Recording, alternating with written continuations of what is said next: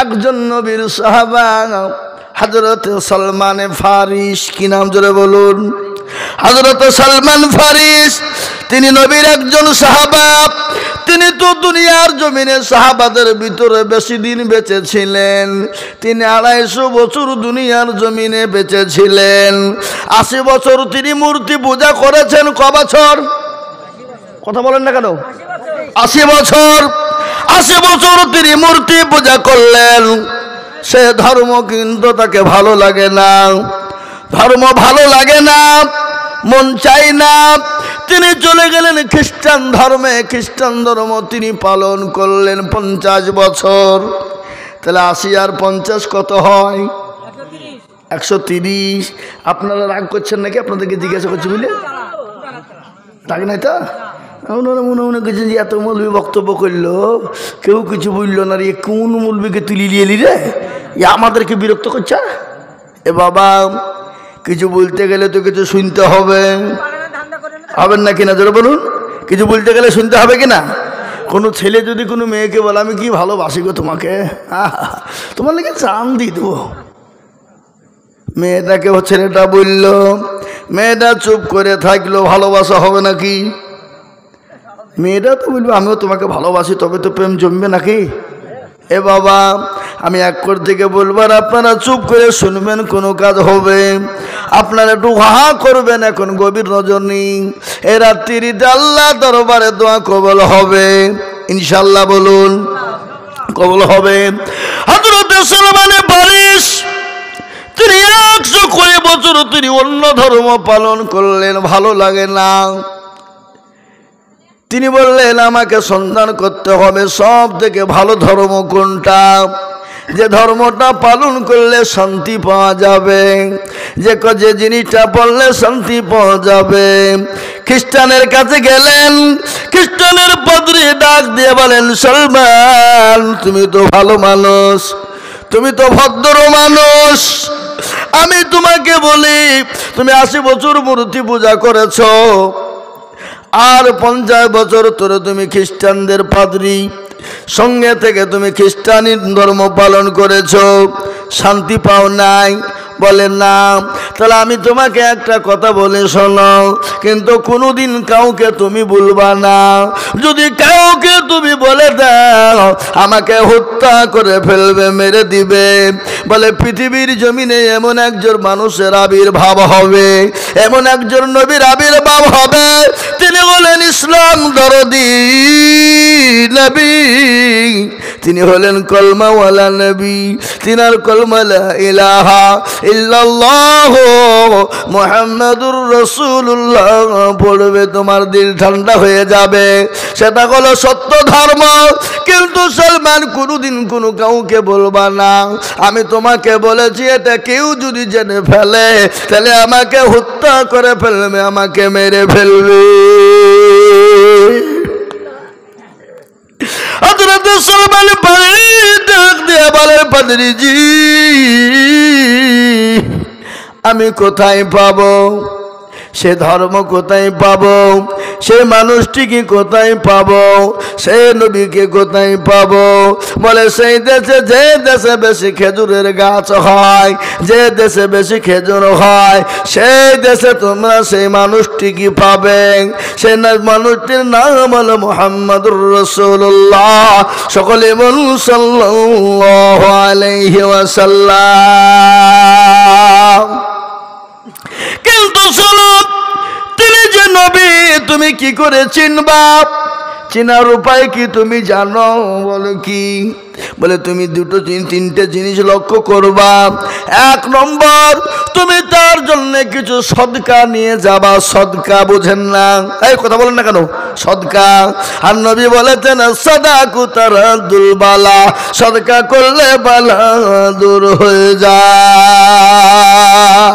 সুবহানাল্লাহ। বলে সদকা নিবা, কিন্তু সে তো সদকা গ্রহণ করবে না। তিনি যদি নবী হয় তিনি সদকা নিবে না, সদকা তিনি নিবেন না, সদকা গ্রহণ করবে না। আজকে শুনলেন আমাদের ঈদকে, আমাদের জুম্মায় মসজিদ গুলানে সদকা যায় না? সদকার মাল যায়। সদকার মাল মসজিদে যায়, আর আমাদের দেশের জাকাত পার্টিওয়ালারা সদকার মাল খাওয়ার জন্য মসজিদে মারামারি করে। আপনাদের দেশে সব নাই?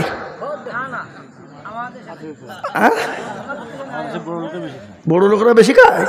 তোরা কিসের বড় লোক? অত ভিকারির দিকে বড় বড় ভিকারি। এ বাবা, আবার কথা বুঝতে পারলেন না? সদকার মাল খাবে কারা? ফকির মিসকিন যারা, দরিদ্র গরিব যারা, বাচ্চা ছেলে মেয়েরা এবং মুসাফির হবে যারা, তারা ওই সদকার মাল খেতে পাবে। কিন্তু আপনি বড় লোক পয়সাওয়ালা গাড়িওয়ালা হলে আপনি কখনোই সদকার মাল খেতে পাবেন না। আর সদকার মাল খেলে দিল মুর্দা হয়ে যাবে।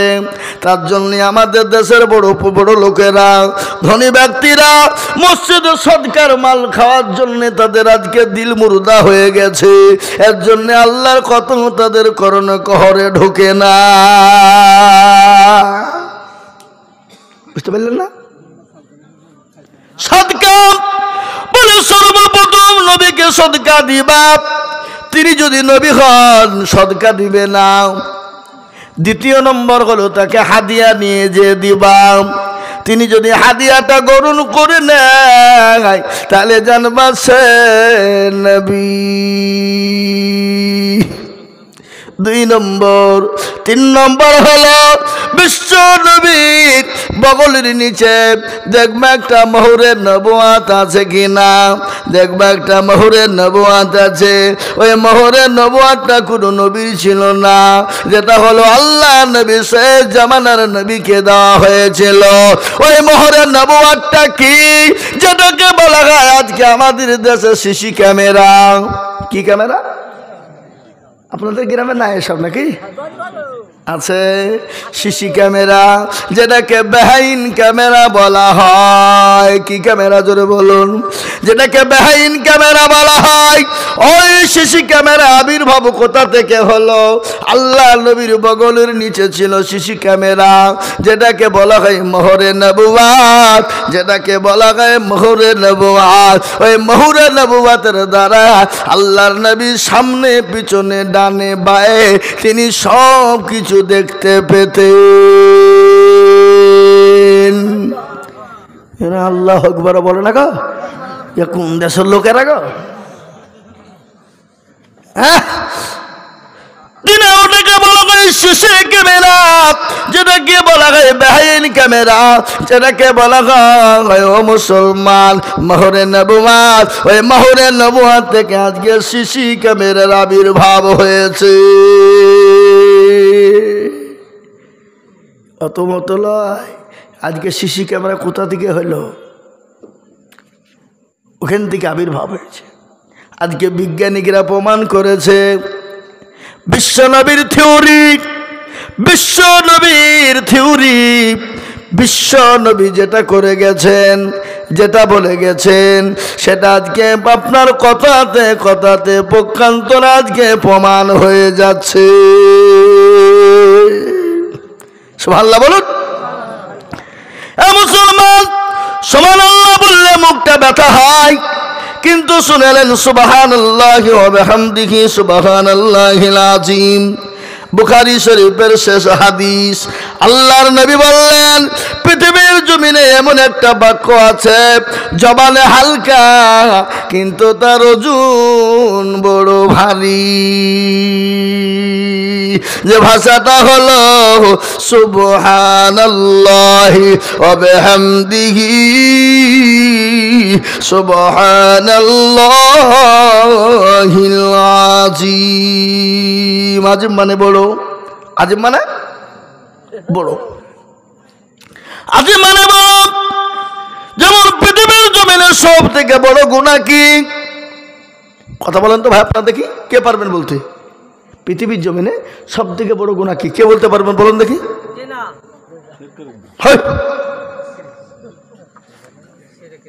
সব থেকে বড় গুনাহ হলো শিরক। কিসের? শিরকের গুনাহ।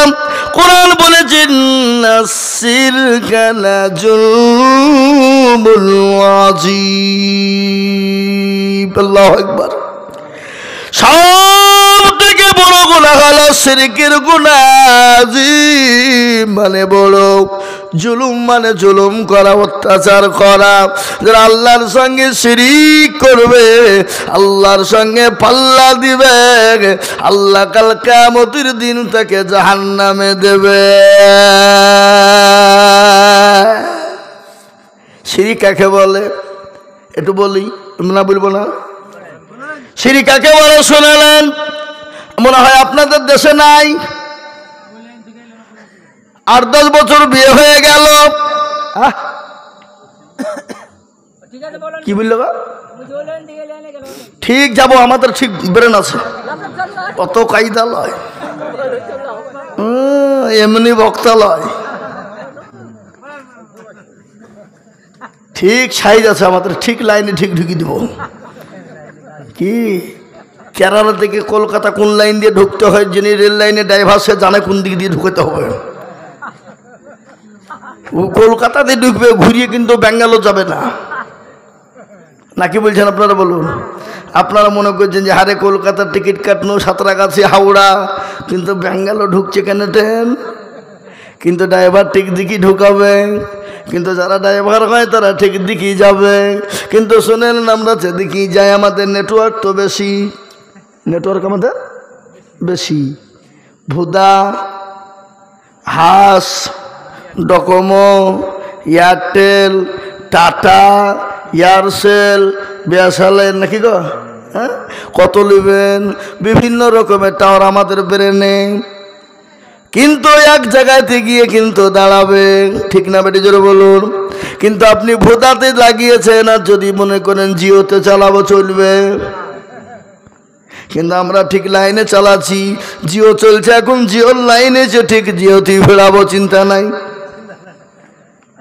মনে মনে করছে হুজুর আবার কোন লাইনে চলে গেল রে, আমি ঠিক সাইজে ভিড়িয়ে দেবো। টেনশন আপনাদেরকে করতে হবে না, টেনশন তো আমার। নাকি বুঝেন আপনারা? বলুন। একটু জিকির করুন তো কবিরাতে লা ইলাহা, জোরে।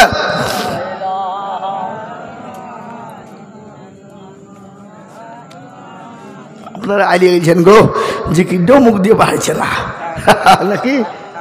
চা চা খাবে? এই দেখেন আপনাদের লিখে চা খাবে, মুড়ি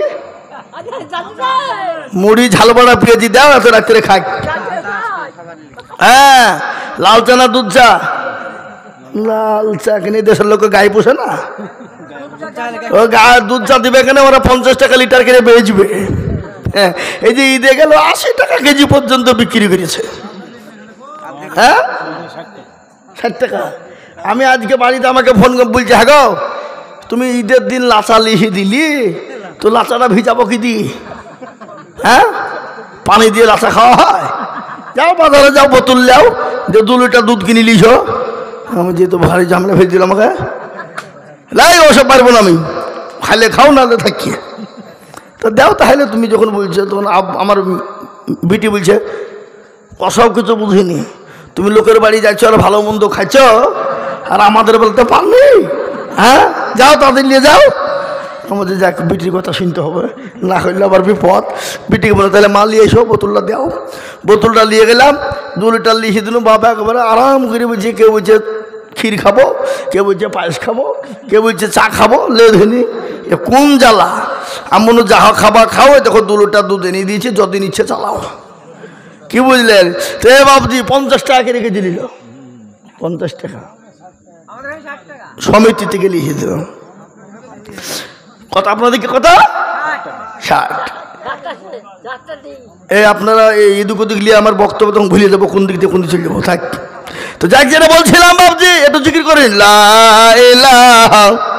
তোরা আল্লাহ তোমার লীলা খেলা কেউ বোঝে কেউ বুঝে না, আল্লাহ তোমার লীলা খেলা কেউ বোঝে কেউ বুঝে না। কাউকে রাখো গাছ তালাতে, কাউকে রাখো পাঁচতলায়, কাউকে রাখো গাছ তালাতে, কাউকে রাখো বাসতলায়। আল্লাহ তোমার লীলা খেলা কেউ বুঝে না আল্লাহ তোমার লীলা খেলা কেউ বুঝে না লা ইলাহা পড়ুন লা ইলাহা ইল্লাল্লাহ লা ইলাহা ইল্লাল্লাহ মুহাম্মাদুর রাসূলুল্লাহ। হে মুসলমান দরদি আমার ভাইরা আল্লাহ ওয়ালা নবীর প্রেমিকেরা সালমান ফারিস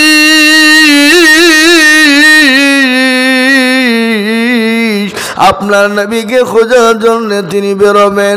বাড়িতে গিয়ে বললেন মা গো ও আমার আব্বা যান আমি এত ধর্ম পালন করলাম ভালো লাগলো না, আমি এমন একটা ধর্ম পেয়েছি যে ধর্মটা পালন করলে আমি জীবনে শান্তি পাবো, কিন্তু মা ওই ধর্ম পালনের জন্য আমাকে মক্কা মদিনায় যেতে হবে। কোথায়? Mecca Medina. মা বলে বেটারে আমাদের তো দ্বিতীয় কোনো সন্তান নাই, দ্বিতীয় কোনো ছেলে নাই, ও বেটা আমাদেরকে ছেড়ে তুই মক্কা মদিনায় চলে যাবি, আমরা কি করে থাকবো? আমরা যে তোর জনম দুঃখিনী মা গর্ভধারিণী মা, আমি যে তোর বাপ, আমাদেরকে ছেড়ে তুই কি করে চলে যাবি? আমি মা হয়ে তোকে ছেড়ে আমি কি করে থাকবো? বলে মা গো যে নবী আমি পেয়েছি, যে নবীর আবির্ভাব আমি পেয়েছি গো মা, ওই নবীর জন্য তুমি আমার মা কেন? আমি গোটা পৃথিবী পর্যন্ত ছেড়ে দিতে রাজি। হাদিসের মধ্যে এসেছে লা ইউমিনু আহাদুকুম হাত্তা কুনা হাব্বা ইলাই মিন ওয়ালিদিহি ওয়া ওয়ালাদিহি ওয়ান নাসি আজমাইন। আমার নবী বলে গেলেন ওই ব্যক্তি সব থেকে ইমানদার প্রকৃতিক ইমানদার মুমিন হবে কোন ব্যক্তি?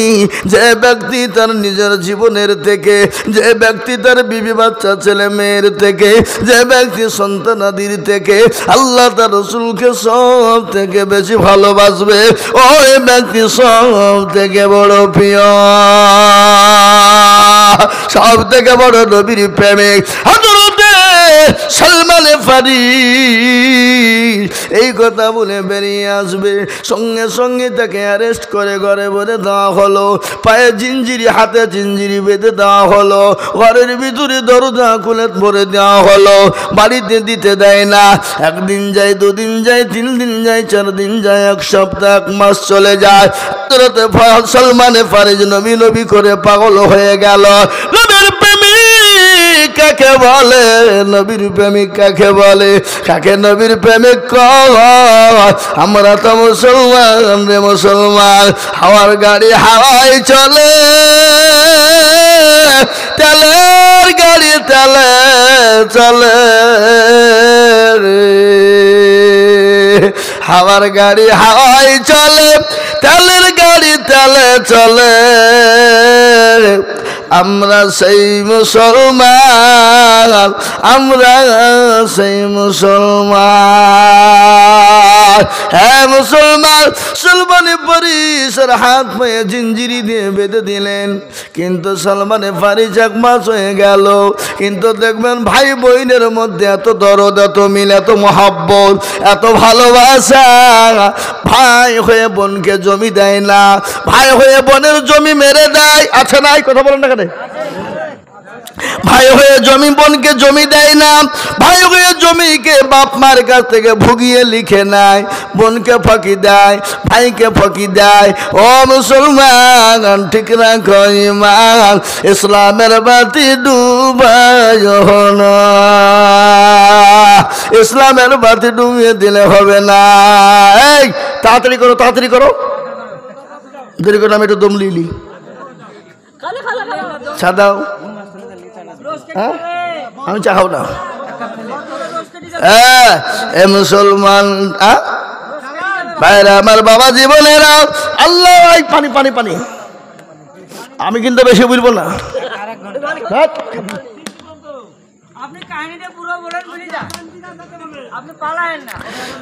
আমার বাবা জীবনে না বুঝে ফজর বন্ধ চলবে না, মনে হচ্ছে জানে তাতে তেল ভরলি চলবে। সারা রাত ঘুম নাই। বেলা 11টার সময় এসছি বাড়ি কলকাতা থেকে। তারপরে এখান থেকে বেরিয়ে কাল সকালবেলায় যাবো শিলিগুড়ি। জি মুসলমান দরদি আমার ভাইয়েরা কান করে শুনবেন। ভাইয়ের মধ্যে বোনের কত মিল মহাব্বত। বোনের জন্য ভাইয়ের জান চলে যায়, ভাইয়ের জন্য বোনের জীবন দিয়ে দেয়। এত মহাব্বত, এত ভালোবাসা। বোনকে অনেকেই ফাঁকি দেয়, জমি লিখে দেয় না, জমি দেয় না। কিন্তু ওই বোনের বাড়িতে যদি ভাই যায়, ভাইকে আদর করে যত্ন করে কাছে টেনে নিয়ে ভাই বসে বসে বোনকে খাওয়ায়, খাওয়ায় না? কথা বলে মুসলমান ভাইয়ের কষ্ট দেখে সালমান ফারিসের কষ্ট দেখে বোন সহ্য করতে পারে না। দরজাখানা খুলে দিল, পায়ের শিকল গালা খুলে দিল, হাতের শিকল খুলে দিল। ভাইকে বললো, ভাই রে তুই কোন এমন নবী পেয়েছিস? কোন নবীর আবির্ভাব হলো? কোন নবীর আসত্য হলি তুই?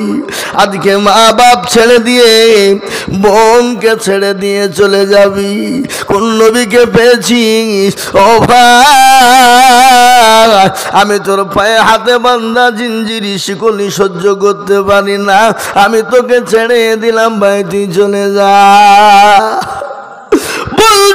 ভাই চলে গেল। সালমানে ফারিস কোথায় যাবে, কি করে মদিনায় পৌঁছাবে? কিন্তু ওই কাফেলার দল নিয়ে সিরি ব্যবসায় গিয়েছিল বাবা। দামেস্কে ব্যবসায় গিয়েছিল সিরিয়ায়, সিরিয়ার দামেস্কে ব্যবসায় গিয়েছিল মদিনার মানুষ। মদিনার মানুষের কাছে আপনাকে তুলে দেওয়া হলো, হযরতে সালমানে ফারিসকে তুলে দেওয়া হলো। সালমানে ফারিসকে মদিনার মানুষের কাছে তুলে দেওয়া হলো। সালমানে ফারিস বলল, তোমাদের বাড়ি কোথায়? বলে আমাদের বাড়ি তো মদিনায়।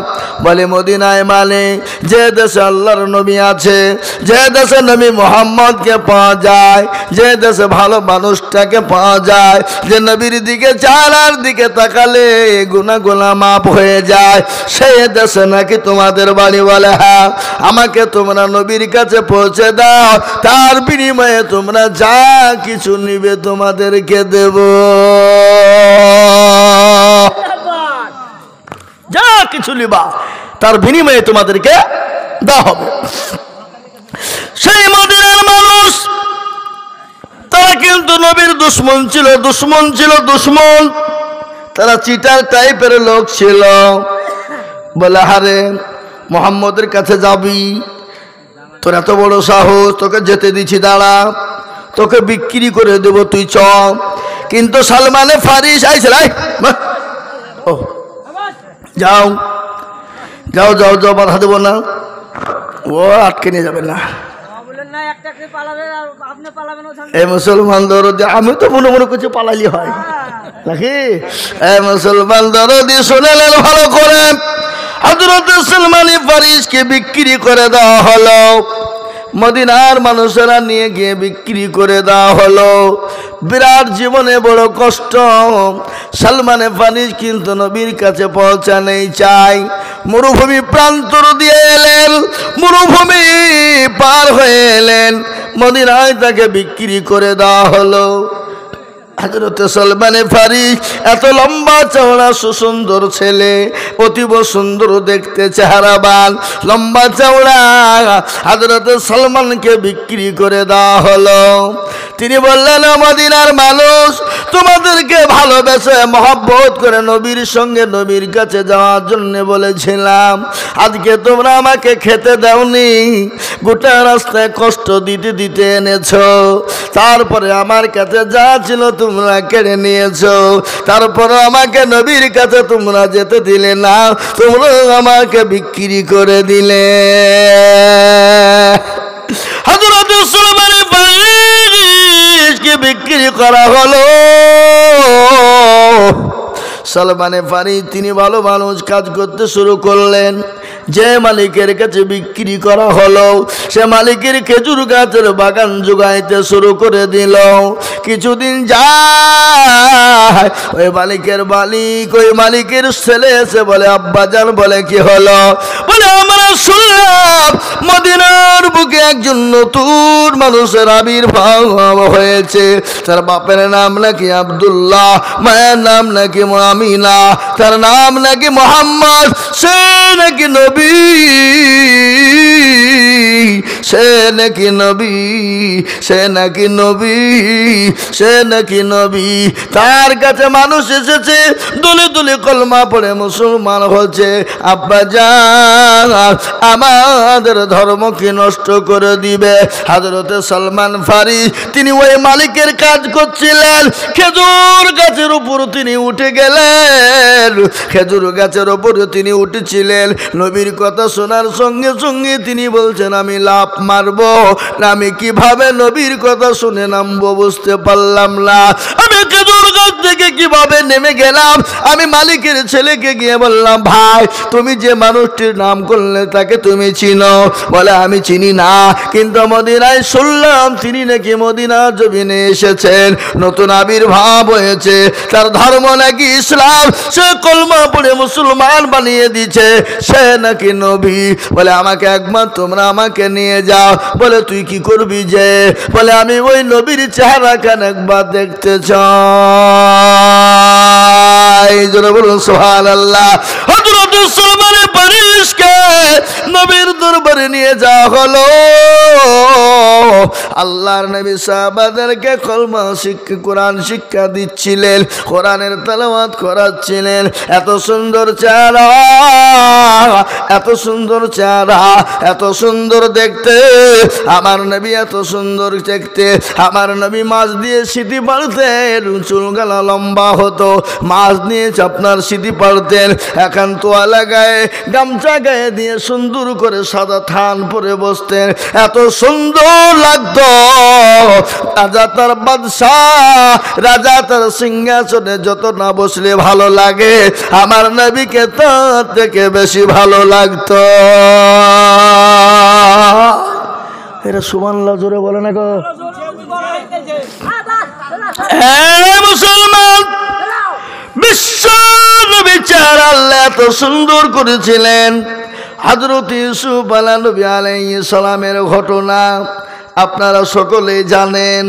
ইউসুফ নবীর চেহারা দেখে জুলাইখা পাগল হয়েছিল কিনা জোরে বলুন? মিসর আজিজের বিবি, বাদশার বিবি জুলাইখা পাগল হয়ে গেল, পাগল হয়ে গেল।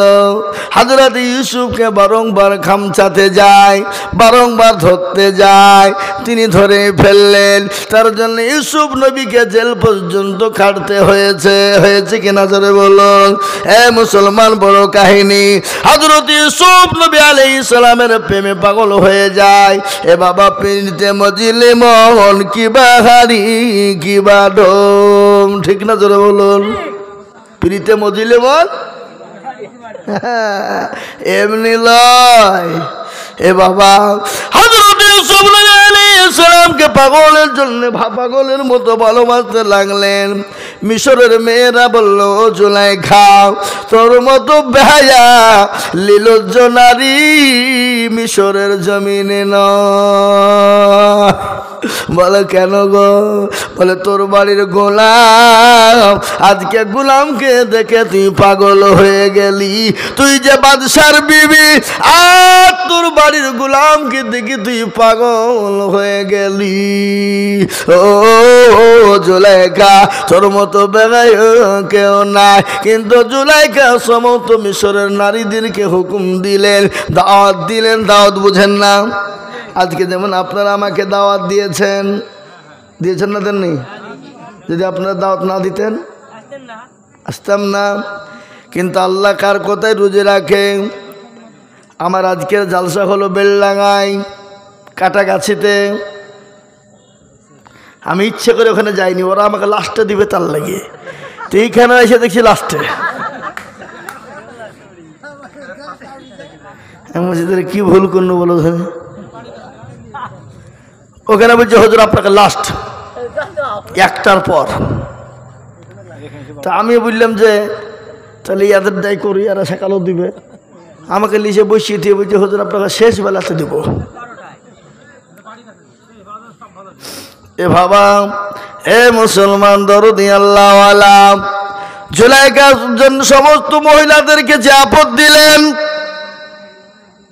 আমন্ত্রণ করলেন, নিমন্ত্রণ দিলেন, দাওয়াত দিলেন, ইনভাইট করলেন, কতগুলা কথা গো,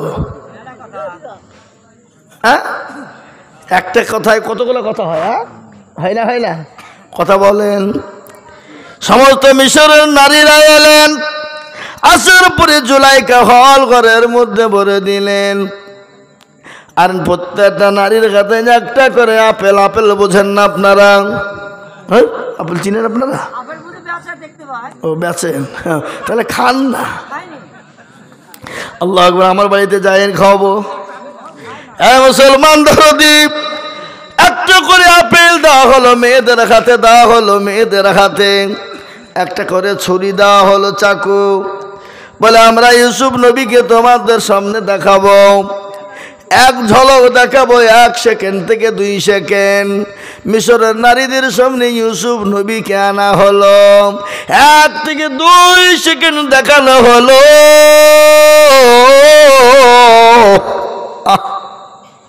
মিশরের নারীরা ইউসুফ নবীর চেহারা থেকে পাগল হয়ে গেল। খালি পাগলই না, হাতের আপেল কাটতে কাটতে মুসাল্লি বলেছেন কেউ আঙ্গুল কেটে ফেলেছিল, কেউ আপনার কবজা পর্যন্ত কেটেছিল। ইউসুফ নবীর চেহারা দেখে যদি তারা হাত কেটে ফেলে, আঙ্গুল কেটে ফেলে, আমার নবীকে যদি তারা দেখতো, তারা তাদের কলিজা পর্যন্ত কেটে ফেলতো। ও মুসলমান গো, আল্লাহ নবীর বিবি আয়েশা আল্লাহ নবীর চেহারা দিকে তাকায়, আর একবার করে চন্দ্রের দিকে তাকায়। নবী বলেন আয়েশা তুমি আমার চেহারার দিকে তাকাও, আবার চন্দ্রের দিকে তুমি তাকাও, কি ব্যাপার বলো? বলে নবী গো আমি চেহারার দিকে আপনার তাকাই এবং চন্দ্রের দিকে তাকাই, আমি দেখলাম চন্দ্রের দিকে নক্ষত্র আপনার চেহারার ভিতরে বেশি।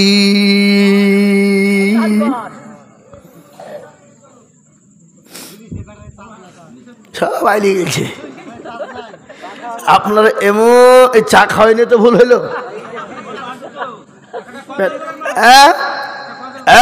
মুসলমান এত সুন্দর কথা হয়েছে বা গজল। আমার ভাইয়েরা, আল্লাহওয়ালা দিনওয়ালা, ভালো করে শুনবেন কথাগুলা। আমি আপনাদের একটা গল্প বলিনি। বিশ্ব নবীর চেহারা, বিশ্ব নবীর আখলাক, বিশ্ব নবীর চরিত্র, বিশ্ব নবীর ব্যবহার, বিশ্ব নবীর কালচার কি ছিল আমি আপনাদেরকে শোনাই। আল্লাহর কোরআন বললেন লাকাদ কানা লাকুম ফি রাসূলিল্লাহি উসওয়াতুন হাসানা।